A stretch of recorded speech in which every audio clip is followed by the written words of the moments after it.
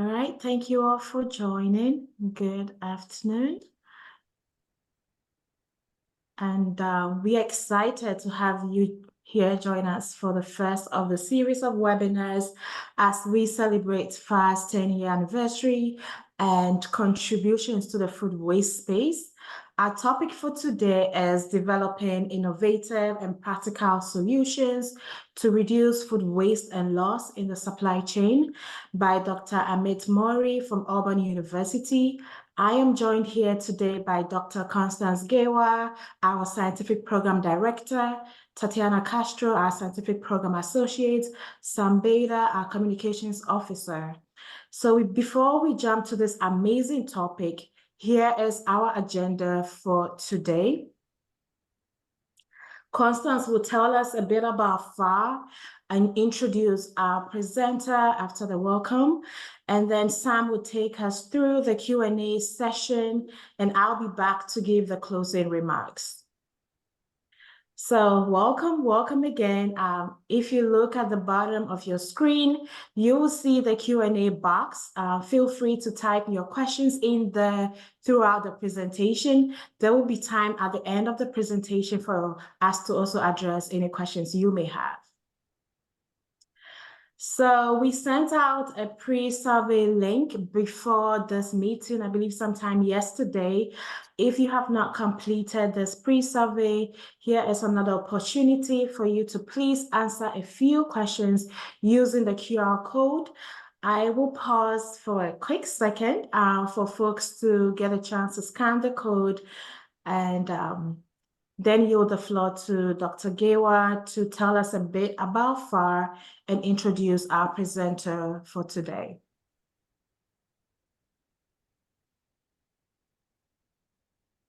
All right, so I'll yield the floor to Dr. Gewa.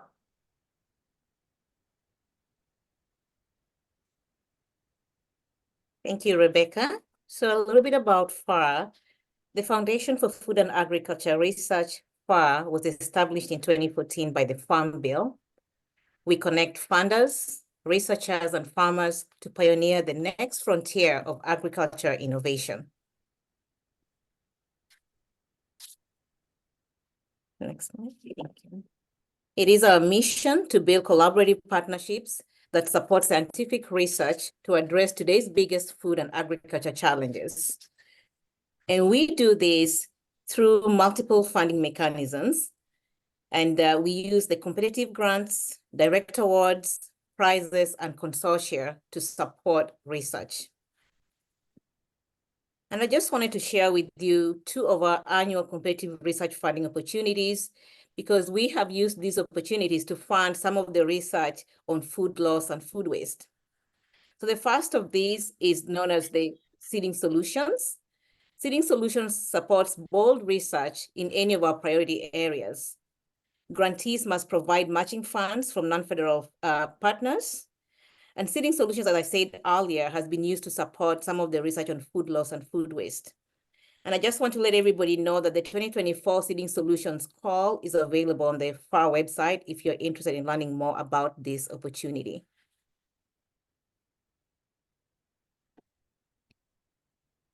The new Innovator Award is the second of our annual competitive research funding opportunities. It targets early career scientists, and we grant this to faculty members in a tenure track position no longer than 3 years and who are within 8 years of receiving their PhD. And again, just with the Seeding Solutions, their research also must align with our research priority areas. And unlike the Seeding Solution, though, in the new Innovator Award, the matching funds are optional. They're not required. Next slide, please. So the question is then, why food loss and waste? Because we've actually invested a lot in that area. What we know is that approximately 30% of foods produced in the US and globally is wasted every year. And if you look at the food loss and food waste that takes place, it occurs across every point within the food value chain, from production, during distribution and at retail, during food preparation, and within our homes as well and at consumption. And this contributes to economic losses, food and nutrition insecurity, and climate change. Now, we know that then reducing food loss and food waste has the potential to improve economic status of various stakeholders, food availability and access, environmental conditions, and human health as well. And because of this, FAR has invested nearly 15 million US dollars in research aimed at identifying innovative and effective ways to prevent and reduce food loss and food waste along the value chain. This month, together with our grantees, we have organized a series of webinars to highlight results and innovations from some of this research. Today's webinar is the first in the series and will be followed by others scheduled for April 16th, 23rd, and the 30th. Please visit our website for additional information on each of the planned webinars. And now it is my pleasure to introduce today's webinar presenter, Dr. Amit Morey. Dr. Morey is an associate professor in the Department of Poultry Science at Auburn University. Dr. Morey works with poultry and the food industry globally to improve food safety, quality, and shelf life while ensuring efficiency of the process. He is passionate about creating an impact on various stakeholders through science and has converged diverse fields in conducting research and training in microbiology, in food microbiology, supply chain management, food science, operations management, and data analytics. Dr. Morey received a new Innovator Award in 2018 to develop functional ice and models aimed at reducing food loss due to temperature fluctuations. Please welcome Dr. Morey.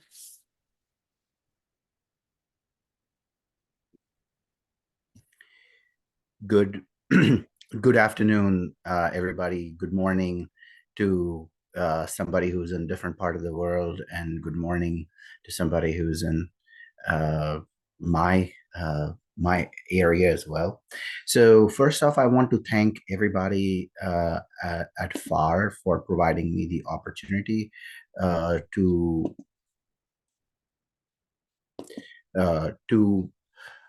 present the work that was funded through the FAR New Innovator Award. This award has absolutely changed my life, and it is changing lives of hundreds and thousands of people around the world.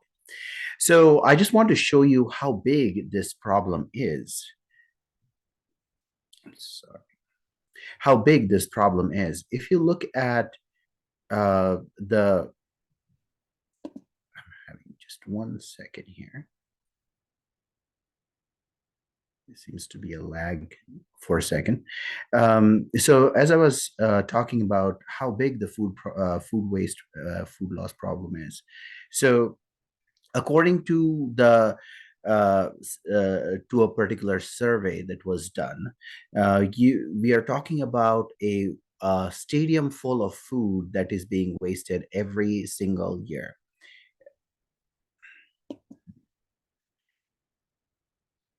If you look at the stadium, it has about 92,000 people capacity. And if you were to fill this that stadium one single time every day, we are throwing away that much of food every single day.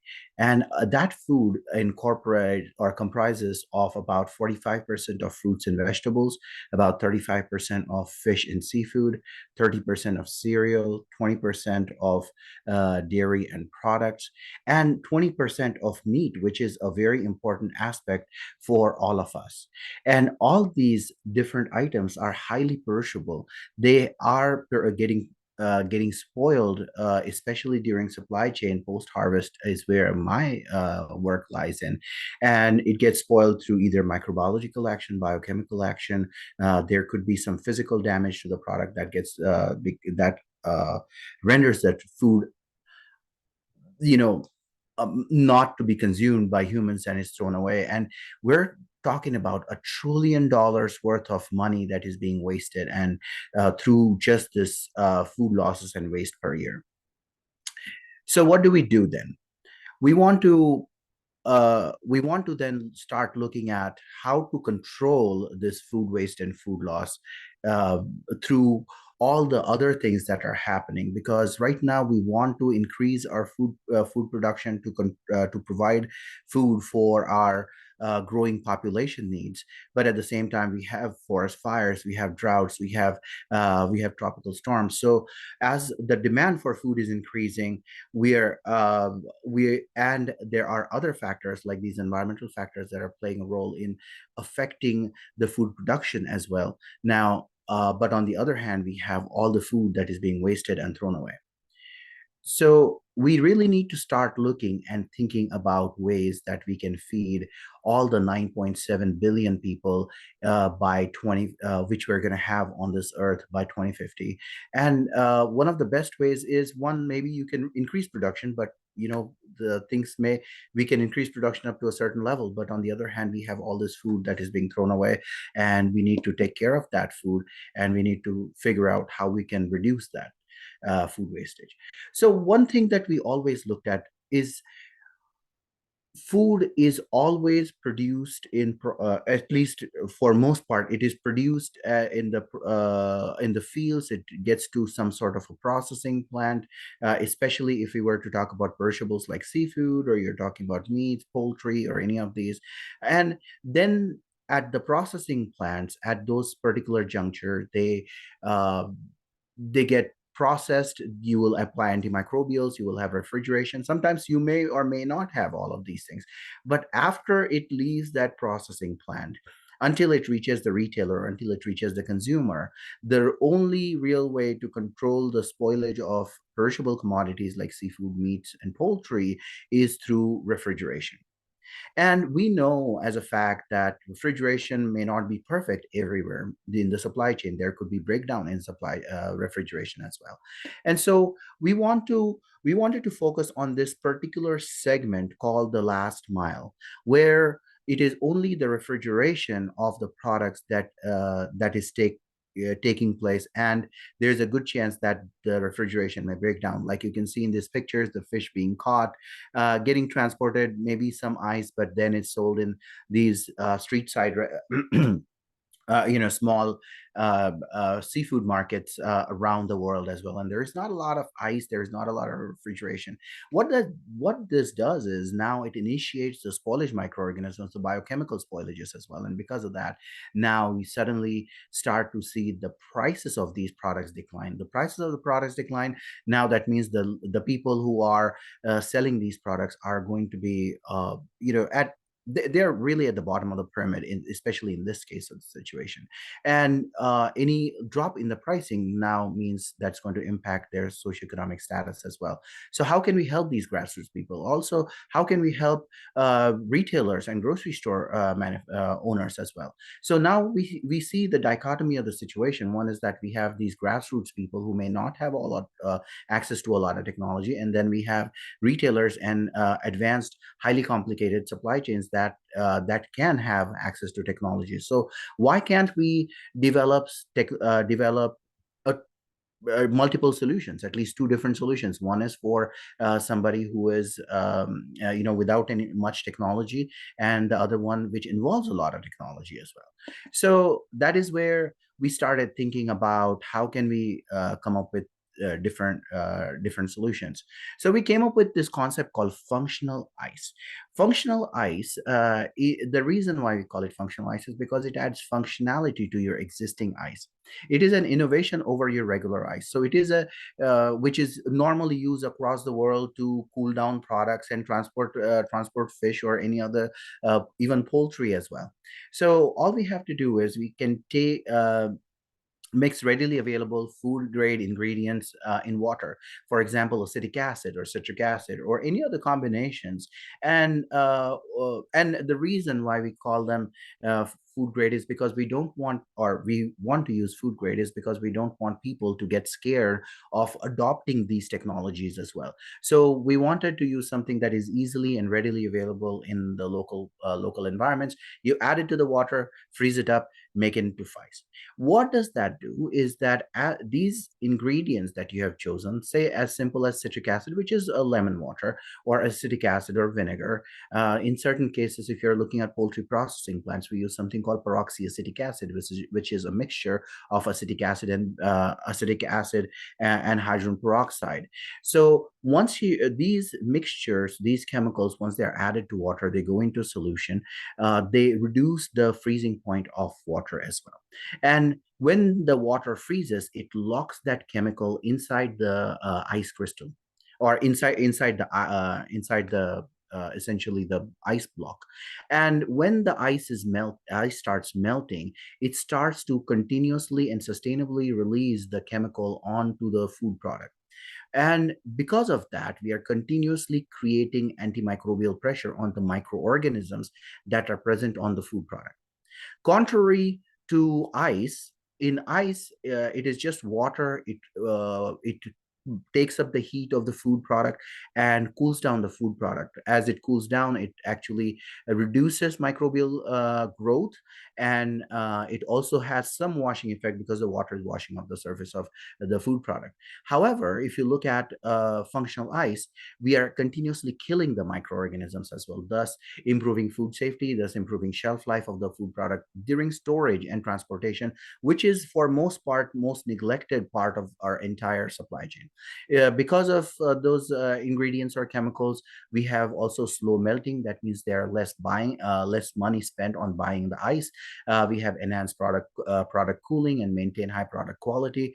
And functional ice is manufactured using the exact same technologies and that companies are using to manufacture regular ice. We technically so far have looked at block ice, and we have looked at tube ice that we can manufacture about 2 tons an hour in commercial ice making units as well. So it is a very easy to use technology. And so now the idea is to take an existing concept and make it better and enhance it such that it can be adopted easily. It is not such a foreign concept that you have to train people a lot more to handle the product. The product in itself is very safe and easy to use. You're using ingredients that are easily available in the local grocery stores as well. So it could be made anywhere. It can be easily adopted, and it can have benefits as well to the people. So FICE was one of our innovations that was funded by FAR, and we wanted to one of the aspects of this was to investigate the effects of functional ice on the shelf life and quality of raw poultry thigh meat during refrigerated storage. So what we did was we went to a commercial poultry processing operation and got some thigh meat, and we treated it with FICE. So in this case, FICE was made with some other chemicals that are generally used in our poultry sector, and we also chose chicken thighs because they are high protein, low cost diet, if you will. And also they are used in further processed products where they marinate the chicken and so on and so forth. And they use certain different ingredients or chemicals as well, like sodium tripolyphosphate is generally used for water holding capacity. So we used a couple different chemicals to make functional ice, especially this was for poultry. And what we noticed is that when you put the chicken thigh meat along with functional ice made with sodium tripolyphosphate at 2.5% concentration or 5% concentration, the lactate diacetate 1% and 2.5%. You can see in this graph, which depicts the time of storage. So our storage time was up to 48 hours, and the temperature during the 48 hours from -3 really to 4 degrees Celsius. So if you notice the controls, which are these diamonds and dotted line, it had regular ice. The ice brought the temperature down of the chicken from 4 degrees Celsius, and it hovered somewhere near 0 degrees Celsius. Our ice to chicken ratio was about 1 part chicken 2 parts ice. When it comes to functional ice, it brought down the temperatures even much more lower. So you can see with sodium tripolyphosphate 5%, the temperature went as close to almost -2 degrees Celsius. So we were able to even pull down the temperature of that chicken within those 48 hours in itself. And of course, you're going to see some melting of the functional ice as well as we go.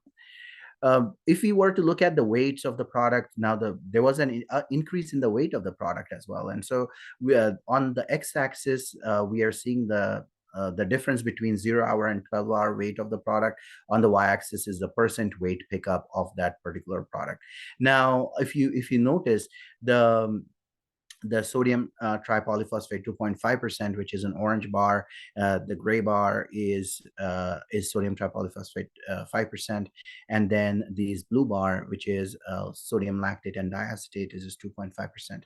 The weight pickup continuously increases over the period of time as just during the storage period. So instead of the meat losing water, it has actually held on to the water, and it has actually picked up some percentage water as well. So now what that helps is that when you are doing further processing and you want to do marination or something like that, you may want to use tripolyphosphate FICE just during transportation from one plant to the other or overnight storage, and you may be able to increase the weight pickup of the product as well. Of course, we have to make sure that it stays within the specified limits. The percent phosphate remains within the specified limits of the USDA, which is 0.5% of the total product weight. So after that, we took the meat that was stored at 40, under FICE for 48 hours. Then we put those in a tray pack to see what could be the shelf life of that particular product that is treated with functional ice. So in this case, we just took like 3 different treatments. One was a FICE made with ice and which was made with regular tap water. The second was lactate diacetate 2.5% solution was frozen to make functional ice, and then the STPP 5% functional ice was made as well. In this, we treated the thighs with these 3, and then we put them in tray packs like this. We covered them, and then we stored them in a walk-in cooler at 4 degrees Celsius. And then we checked the shelf life, microbiological shelf life at 0, 2, 4, 6, and 8 days for lactic acid bacteria, aerobic plate counts, and qualitative analysis. For qualitative analysis, we had done some cook loss work to see how much water will be lost. We looked at the color, and then we looked at texture as well. And I'm not going to talk about all the results and from all the different experiments, but I would like to show you some of the most significant ones. So just to look at this particular graph, which talks about the psychotrophic plate count, which is the cold-loving bacteria, which generally spoil the food product, we saw some very interesting trends. We saw the interesting trends in APC and lactic acid bacteria, but more predominant were in psychotrophic plate count, which is really the cause of concern for a lot of us. So in this graph on the x-axis, you have sampling time during from 0 to 4, 6, and 8 days, and then on the y-axis you have bacterial counts log CFU per mil of rinsate, and then you have got the 1, 2, 3, 4, 5, 6, 7. All those are log values. 7 is 10 million. When a product reaches 7 logs of bacteria, we say the product is spoiled. In this case, if you look at it, the blue line, this first line represents control samples which were only treated with regular ice and then kept in tray packs. Then the blue and this orange line represents the product that was kept in functional ice, either lactate diacetate or sodium tripolyphosphate. If you notice that it was a little after day 4 that the control samples had hit the spoilage of 10 to the 7, whereas it was close to day 6 when the lactate diacetate treated samples, and then they were stored on the shelf, they started spoiling, which means that if you have an intervention during the storage and transportation period, it can ultimately translate into how much shelf life you're going to increase over the period of time. And this is very significant for a lot of stakeholders, because now you can develop mathematical models. You can figure out how to preserve the food, or how to control the spoilage rates at the retail as well. So in summary, we had a 1 to 1.5 day shelf life. We had definitely a reduced cook loss. So the amount of water after cooking was reduced, of course, because of the action of tripolyphosphate. We had higher cooking yields and improved meat texture. The color of the thighs was no different, so consumer acceptance would not have any problems. And FICE temperatures treatments had comparatively lower temperatures of minus 0.9 to minus 1.55 degrees Celsius, which is also significant. And so now we know that FICE not only helps in reducing the temperature, but it also helps in different meat quality characteristics like cook loss, yield, meat texture, shelf life, and so on and so forth. So this was a concept, and that was tested on chicken. However, spurring from all the works that we have done through spurring from the works that we did through this FAR research, we also got funding from other places like USDA Foreign Ag Services. And we were able to test functional ice in different countries like Honduras and Nigeria. And this is how functional ice looks. If you were to look at it as tube ice, it's a little more cloudy because of the concentration of the chemical that is being there. And you can see if some of our videos on functional ice of the use in Honduras and Nigeria. If you look at this one, this is where we went out and looked at how we can train ice makers to make block ice. So here we just took peroxyacetic acid, put it in water, make it into block ice, gave it to the ladies who sell fish on the street sides in Honduras. And they used this to preserve shrimp. And also they compared our functional ice with the regular ice, which you can see over here. What is interesting is that the functional ice actually kept the shrimp colder for a long period of time. At the same time, it was able to provide better texture. So the ladies did not have to reduce the cost of the shrimp from it was $4 a pound to like a $2.50 or $2 a pound in the evening. So they were able to sell it at the higher quality product at higher cost. Most interesting thing was this product. If you see the fish, there are a bunch of black dots. Those are the flies, and the shrimp do not have any flies. So because of that light vinegary smell that came out of this PAA, we were able to fend off some of the flies as well. So now we are improving hygiene of the product on the street sides. This is another work that we did. This was not funded or anything, but Dr. Ebene Miansa in Nigeria gave it to street side seafood vendors in Nigeria, in Port Harcourt, and we had extremely amazing results over there as well. So this was a very, very amazing product, and right now it is being tested in University of Costa Rica. The University of Costa Rica has funded that big project, and we're working with the trout and I believe tilapia farmers over there as well.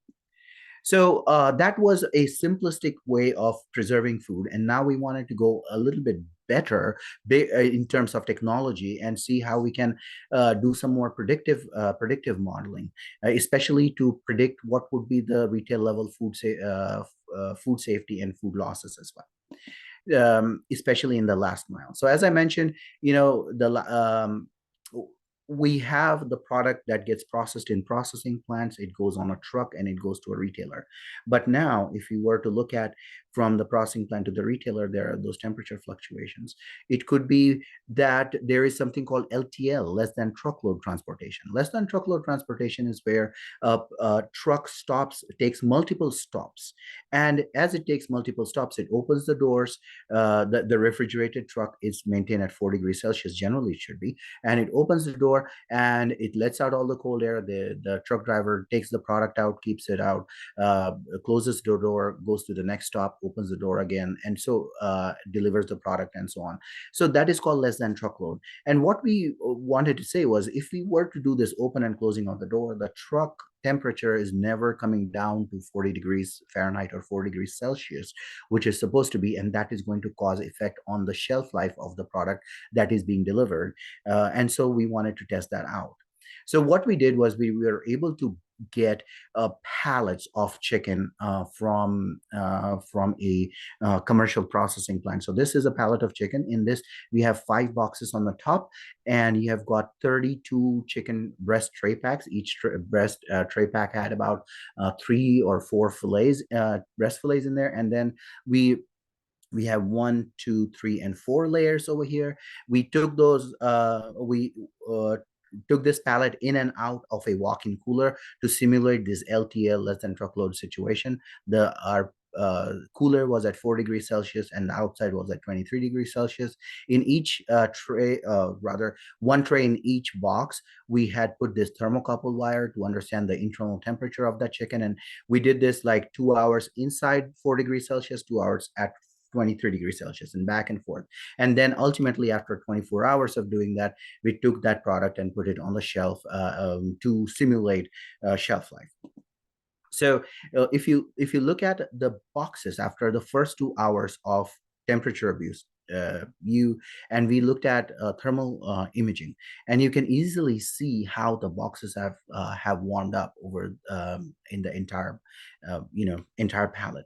And if you were to continue doing that and the temperature abuse continues, you can see that the box has started to warm up, and now we have a problem that the boxes itself are warming up. But the good part is that now we also know that the thermal imaging cameras, which are easy to use, can be used to detect these hotspots as well.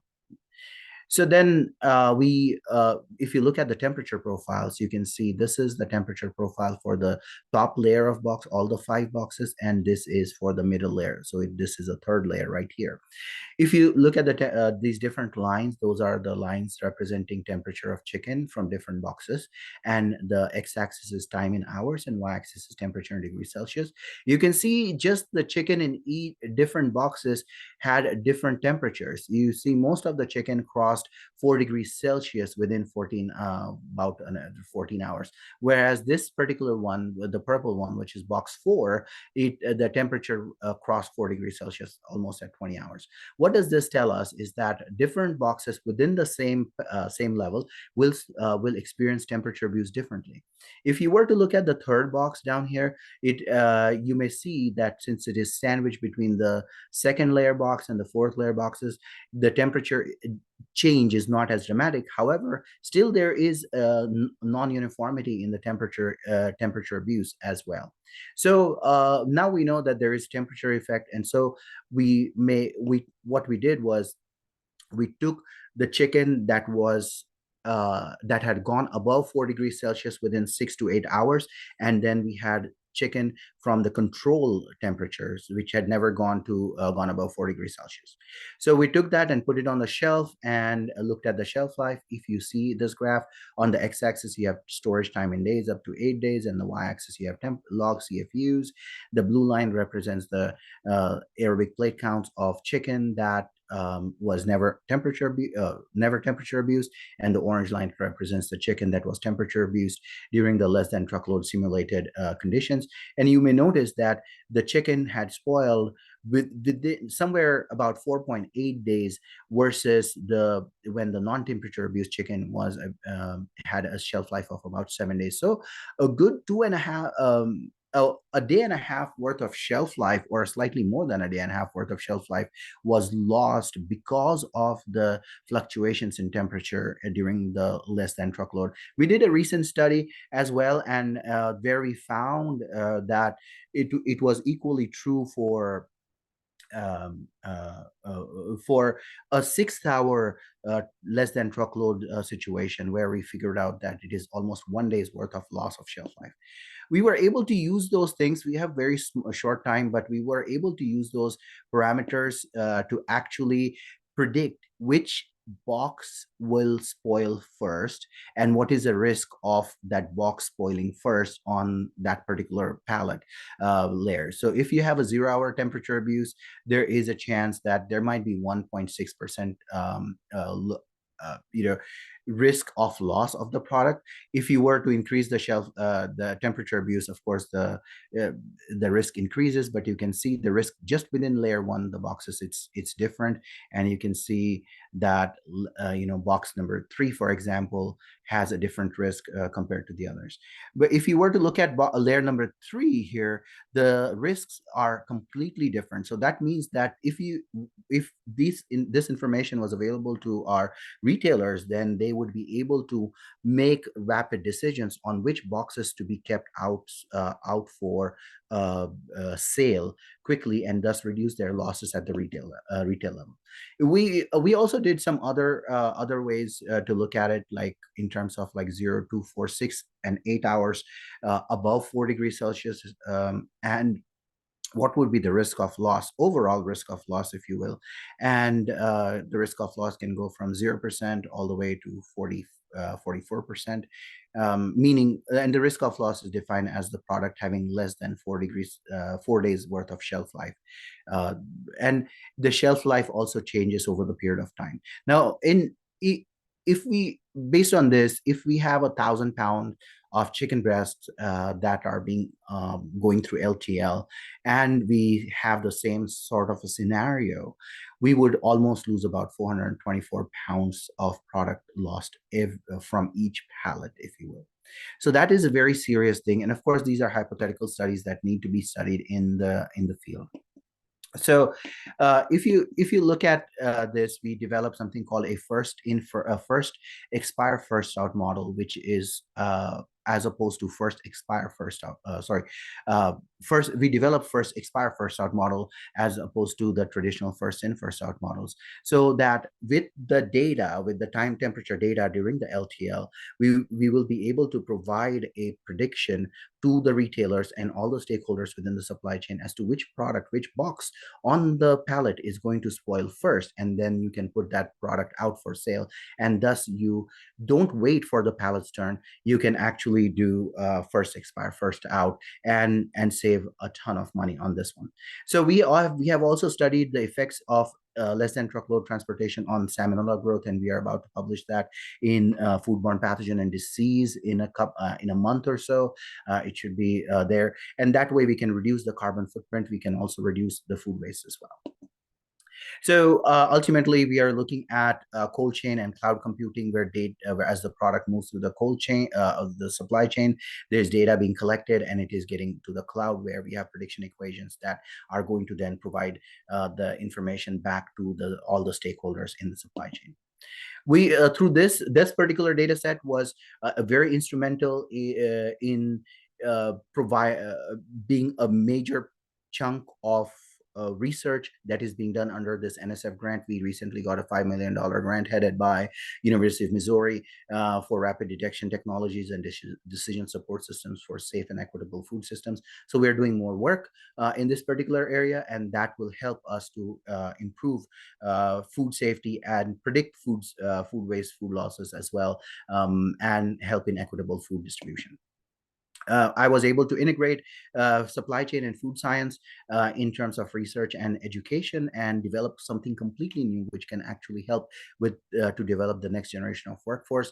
One student has already graduated through this and did a master's in food science with and solved a supply chain angle problem, and the second one is going through the training right now as well. So with all that being said, I know it was very fast, but you have my email information, you have my phone number. I will be happy to talk to each one of you, and if you have any questions, I will be very happy to answer them as well. So all in all I want to say is, let's get together and let's make an impact. Thank you very much.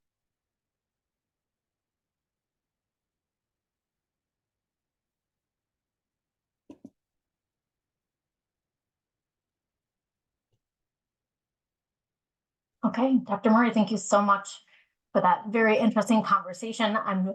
We have some questions in the chat box, and I'm excited to learn more. Our first question is, how are you planning to bring this to market or to commercialize functional ice?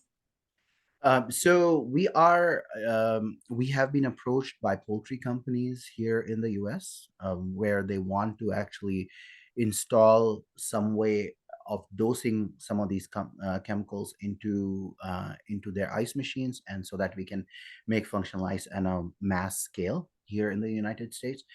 So we are working very closely with them. We are also working with ice machine manufacturers in the US to do that. Our hope is one day we can work with ice machine manufacturers who are putting ice machines in like middle of the parking lots at the docks and stuff like that, where we can do that. So those are the three commercial ways that we are looking at. And the fourth is, especially on the international front, we are definitely working with our stakeholders and partners in those countries to train ice makers and also demonstrate the benefits of those. So hopefully, if anybody in the audience wants to do it in their country or for their stakeholders, we'll be happy to work with you. Thank you so much. And the next question is, can you explain why FICE is slow melting? Yes, absolutely. So FICE, one, it has brought down, because of the those particular chemicals that have added, it has reduced the freezing point. And so ultimately the product is reaching, and because of that, because of the lowering the freezing point compared to the regular ice, it is going to melt slightly slower than the regular ice, which generally is melting at 0 degrees Celsius versus functional ice, because of lowering of the freezing point. And because by the virtue of that, it also lowers it also helps in the melting point of that particular FICE, and that essentially helps with the situation. What it works better in a situation where it is a block ice versus more of a flake ice, because a block actually helps in holding the temperature a lot better than if it were to be in a flake ice situation where the surface area is much bigger and it would melt faster. We have not tried it, but we would be happy to try it. Thank you. And just a reminder for all of our attendees, if you have a question, you can submit it via the chat box, which is the button at the bottom of your screen. Our next question, what is the cost for TPP added FICE?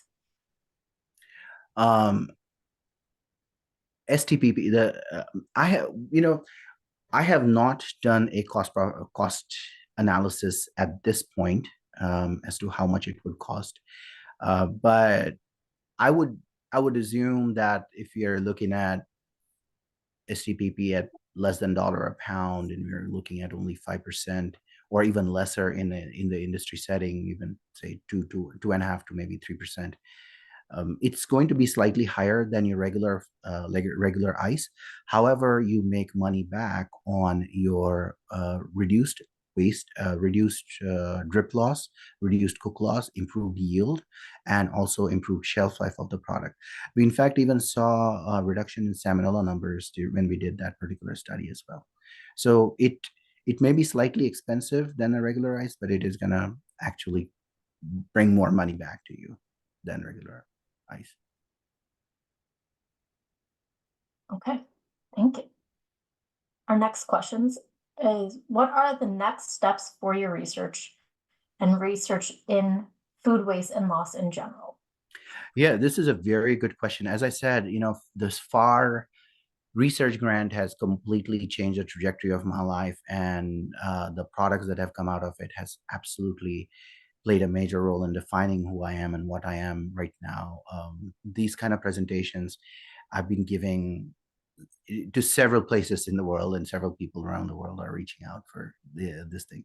So the next steps are to continue working with our stakeholders to take these technologies to the rightful hands, especially functionalized. Like I said, University of Costa Rica is working on it. We have some folks in India reaching out and wanting to use it because they want to eliminate the use of formaldehyde on seafood over there. So it's kind of all on the functionalized. We are looking at that in terms of our mathematical models and so on. Through this NSF project, we are working to develop commercially viable and commercially feasible a decision support system model that will be marketed either through a startup or it will be in collaboration with a existing company. So we are exploring those options through the NSF grant. So we are continuing that kind of research. We have added RFID infrastructure, wireless infrastructure, where we can get time temperature data without any hassles of wires and everything, and it can be sent through cellular signals to a cell phone. So we have partnered with a company who can do that. And a lot of companies do collect this data, but they don't add meaning to the data. Our work through FAR and all the other works will add meaning to a lot of that data and will be able to help us reduce food waste and food loss, but at the same time reduce food safety incidences which occur at the retail level. We know that salmonella numbers increase by 25% at the retail level compared to when the chicken is shipped. And why is there an increase? Is because something happened in supply in that particular space.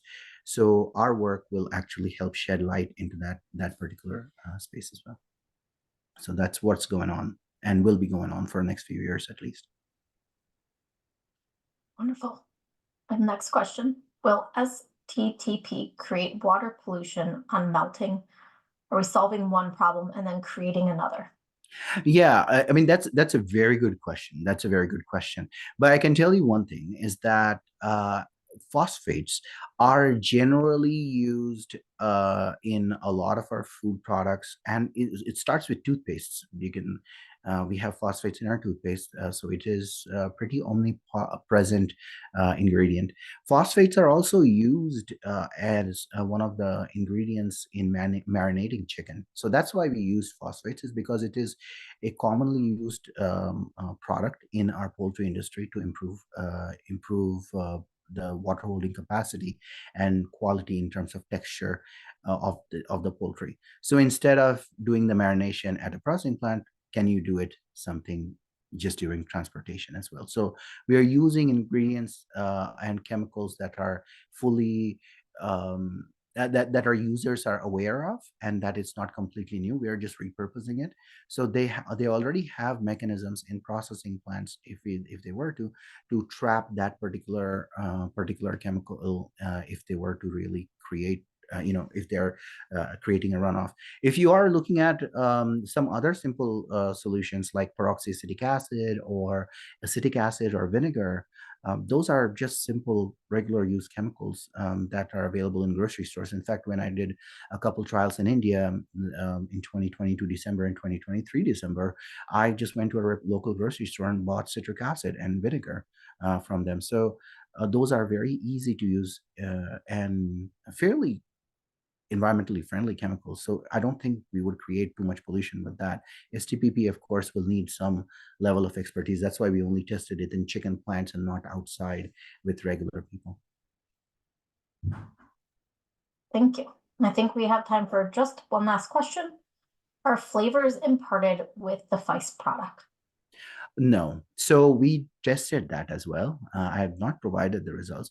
On chicken or even on fish or shrimp, we have not had any problems with the flavor or changes in organoleptic properties at all. We tested them in the university setting, as well as we had tested this in Honduras in the industry setting as well. So industry personnel actually were interested. They came and took the samples, went back to their company, and they fed it, and nobody had any problems. We did the same thing when we showed it in Port Harcourt, Nigeria. It was the same situation where we have testimonials, in fact, in some of those links where those ladies talk about there is no problem in terms of the safety of the product or any sort of flavor profile or changes in the flavor profile of the product either. So it's a very,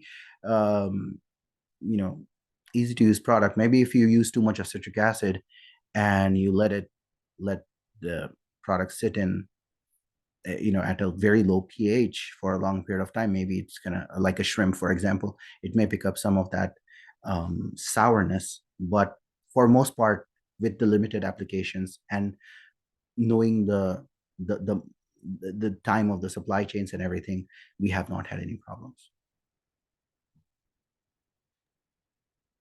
Thank you so much. That concludes our Q&A, and I will hand it back to Rebecca.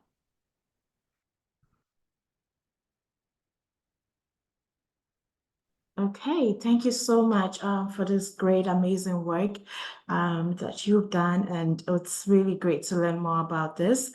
And so, as we had a pre-survey, we do have a post-survey here, and I'll give folks a minute or so to kind of scan this code and answer a couple of questions for us. And we really want to know your thoughts on this research and in this area in particular, and where FAR can invest more money moving forward. So would appreciate any feedback that you could give in that regard.